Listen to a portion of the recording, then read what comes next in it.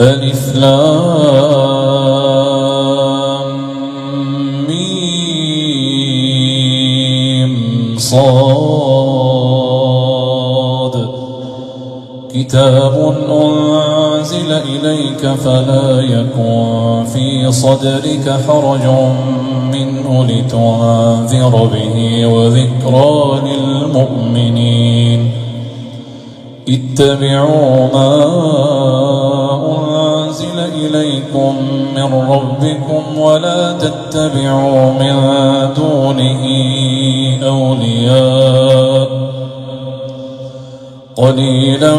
ما تذكرون وكم من قرية أهلكناها فجاءها بأسنا بياتا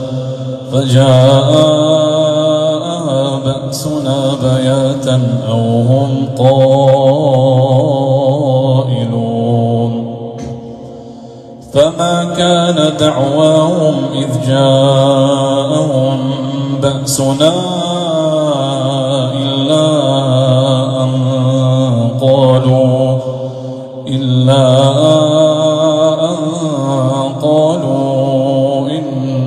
كنا ظالمين فلنسألن الذين أرسل إليهم ولنسألن المرسلين فلنقصن عليهم بعلم وما كنا غائبين والوزن يومئذ الحق فمن ثقلت موازينه فأولئك هم المفلحون ومن خفت موازينه فأولئك الذين خسروا أنفسهم بما كانوا بآياتنا يظلمون ولقد مكناكم في الأرض وجعلنا لكم فيها معايش قليلا ما تشكرون ولقد خلقناكم ثم صورناكم ثم قلنا للملائكة اسجدوا لآدم